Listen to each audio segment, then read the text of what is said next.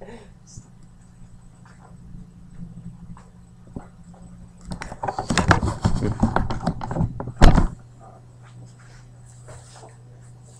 my name is Jacob Saburro, and today I'm going to give a speech about a very famous president. Imagine you live in the 1800s. You are the 16th president of the United States and one of the finest presidents in the history of the United States. You have to overcome slavery and move past the Civil War as well. You're extremely memorable for your famous speech, the Gettysburg Address. And you are a true leader who believed the United States was far more greater than segregation and chaos. You have tremendous courage and bravery, which will always make you a remembered leader. You played a great part in helping shape our country into the authoritative and powerful country it is today. You are Abraham Lincoln. It's hard to believe all the problems and difficult decisions Lincoln had to deal with. It surely wasn't easy. If you think about it, Lincoln lived out the definition of being a great president for the people. His loyalty and passion for his country surely defend the meaning of the colors on our flag. Lincoln was one of the primary leaders of the United States. Based on my research of Abraham Lincoln, I present information about his life that illustrates what the American people stand for and believe.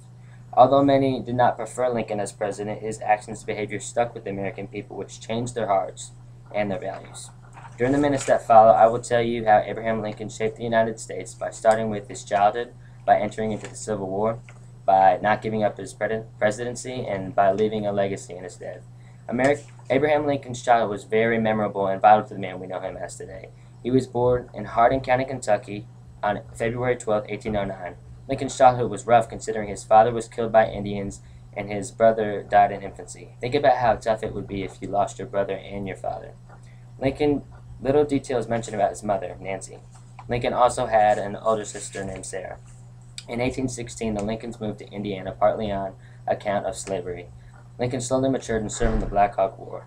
Abraham Lincoln was a well-known presidential candidate in February of 1860. At the Republican convention, Seward was the leading candidate. Lincoln won the nomination by being the second choice majority. Lincoln went on to win the presidential election by defeating the Northern Democrat Douglas.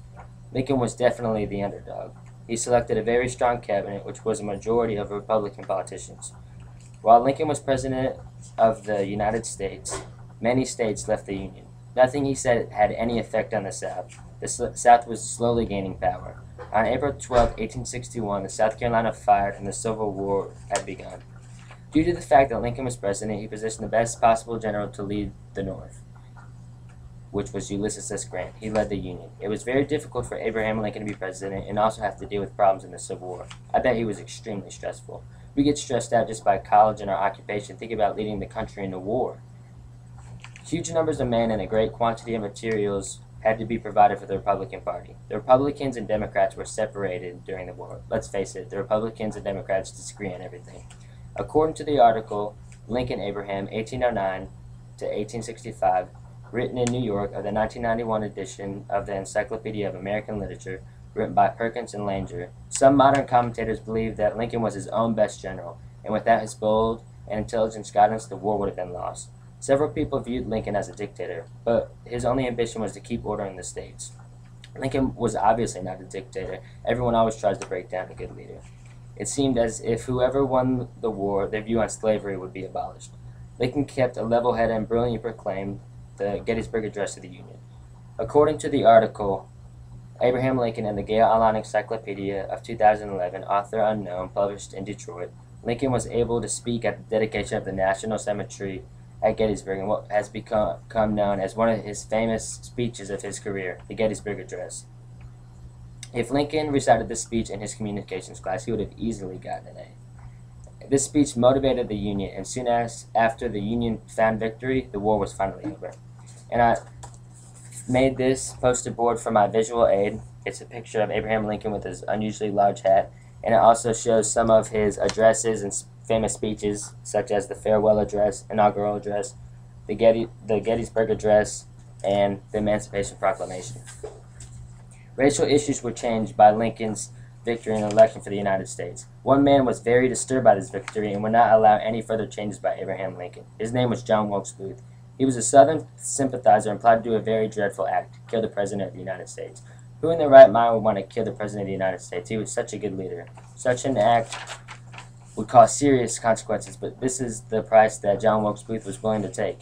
On April 14, 1865, 5 days after Robert E. Lee surrendered at Appomattox Courthouse, Abraham Lincoln and his family decided to have a fun night, go to Washington, go to Ford's Theater, and watch the play Our American Cousin. That night, John Wilkes Booth went into the presidential lunch box, shot Abraham Lincoln, and 7:22 a.m. the next morning, Abraham Lincoln was dead.